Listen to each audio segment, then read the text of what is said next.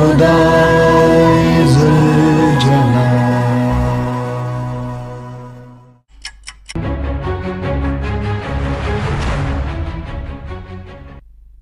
नमस्कार, आप देख रहे हैं आज तक। आपके साथ मैं हूं सईद अंसारी। स्वागत है आपका दस्तक में। एक कप्तान पाकिस्तान का सुल्तान बनने जा रहा है। यह तय हो चुका है कि इमरान खान पाकिस्तान के नए प्रधानमंत्री बनने जा रहे हैं। बहुमत से कुछ सीटें कम होने के बाद भी उनके प्रधानमंत्री बनने के रास्ते में कोई बड़ी बाधा नहीं है और यह मुकाम इमरान ने 26 साल में हासिल किया है। इमरान खान के कप्तान से सुल्तान बनने की कहानी किसी को भी अचंभे में डाल सकती है। जीत तो 92 की भी थी।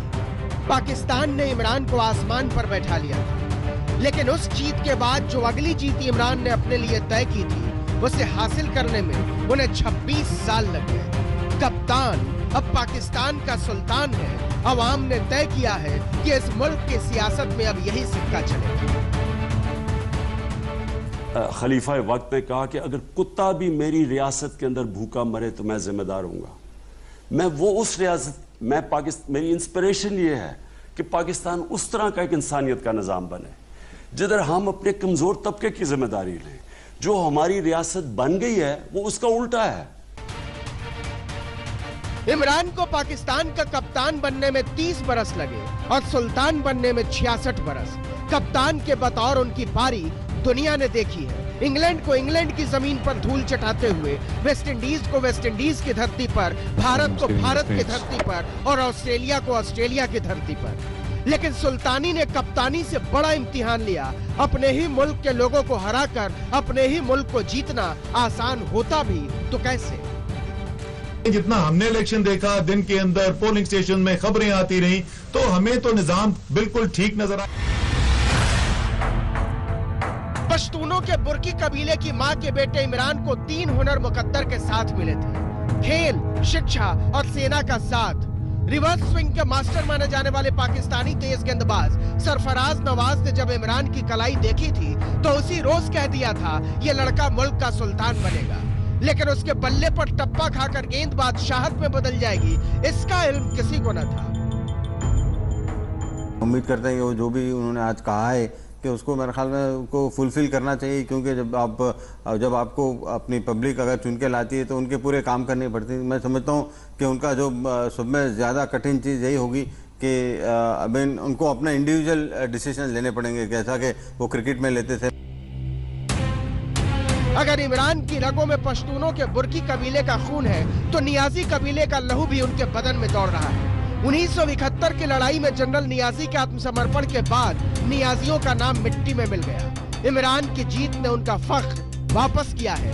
पाकिस्तान के इतिहास में पहली बार कोई पख्तून सत्ता की सबसे ऊंची गद्दी पर बैठेगा। प्रॉब्लम यहाँ ये जरूर रहा है कि जो भी हारता है वो एकदम से ब्लेम यही करता है कि भाई यहाँ रिगिंग हो गई है, बेईमानी हो गई है, गलत हो गया। और अगर वो जीते होते तो पर सब अच्छा हुआ, बिल्कुल ठीक हुआ। तो ये कुछ बड़ी गलत किस्म की एक आदत पड़ी हुई है यहाँ। इमरान की पूरी जिंदगी सिनेमाई उतारों चढ़ावों और अप्रत्याशित घटनाओं से भरी हुई है। बड़ा परिवार, बेहिसाब लोकप्रियता, उतने ही विवाद और राजनीति के खोह कंदराओं से गुजरता हुआ जीवन। मैं सारी जिंदगी जो मैंने प्लान किया उसके ऑपोजिट मेरी जिंदगी चली गई। हमारी कुरान के अंदर एक आयत लिखी हुई है कि एक प्लान इंसान बनाता है, एक अल्लाह बनाता है और कामयाब सिर्फ एक ही होता है, वो इंसान का प्लान नहीं होता। तो हम कुछ और प्लान करते हैं, जिंदगी कहीं और ले जाती है। कप्तान आज भले सुल्तान नजर आ रहा हो, लेकिन इसके रास्ते में 26 बरस का एक बियाबान भी है। वो कप्तान जिसने पार्टी बनाई तो हर सीट हार गया। वो कप्तान जिसने अगला चुनाव लड़ा तो जैसे तैसे केवल अपनी सीट जीती। वो कप्तान जिसने चुनाव का बहिष्कार किया और वो कप्तान जिसे परवेज मुशर्रफ ने जेल में डाल दिया। एक मुल्क की पहचान ये नहीं होती कि उनके अमीर लोग कैसे रहते हैं। मुल्क की पहचान ये होती है कि उनका गरीब तबका कैसे रहता है, कमजोर तबका कैसे रहता है। कोई भी मुल्क तरक्की नहीं कर सकता जिधर एक छोटा सा जजीरा हो अमीर लोगों का और गरीब लोगों का समुंदर हो। कोई मुल्क आगे ऐसे नहीं बढ़ता। कप्तानी और सुल्तानी के बीच में इमरानी लड़ती रही, जूझती रही, हारती रही। रिवर्स स्विंग के इंतजार में राजनीति की सुई घूमती रही और 26 बरस की टिक टिक के बाद वो रुकी तो 1982 का कप्तान पाकिस्तान का सुल्तान बन चुका था। दुनिया कह रही है पाकिस्तान का कप्तान आज पाकिस्तान का सुल्तान है। आज तक ब्यूरो।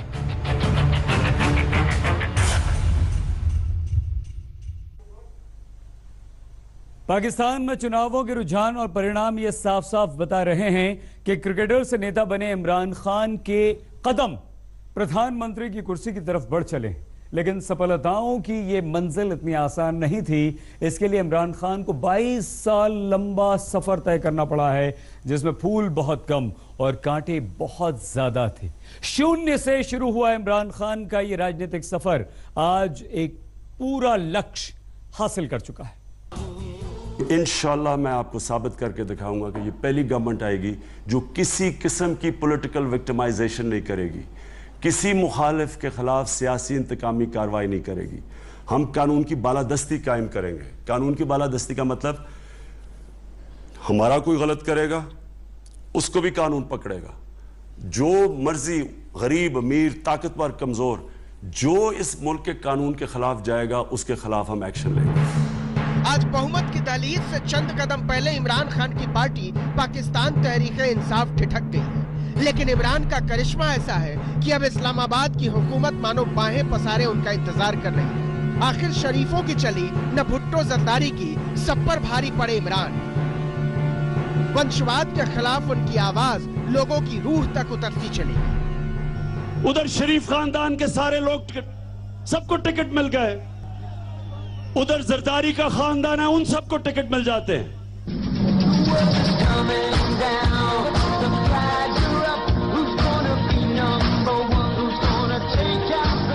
2018 में इमरान खान का यह विजय गीत सुनते हुए आप 1996 के उन दिनों की यादों को ताजा कर सकते हैं जब क्रिकेट से संन्यास ले चुके इमरान ने अपने लिए सियासत का बल्ला उठाया और पाकिस्तान को अपना क्रीज बनाया। राजनीति में इनकी नई पार्टी आई पाकिस्तान तहरीक-ए-इंसाफ, एक नई राजनीति की शुरुआत का दम भरकर। लेकिन 1998 में हुए चुनाव में पार्टी की बुरी तरह हार हुई, एक भी सीट नहीं मिली। 2002 के चुनाव में भी इमरान खान बहुत मुश्किल से पंजाब प्रांत की मियां वाली सीट से जैसे तैसे जीत पाए, बाकी एक भी उम्मीदवार जीत नहीं पाया। 2007 में जब तत्कालीन राष्ट्रपति परवेज मुशर्रफ ने इमरजेंसी की घोषणा की तो इमरान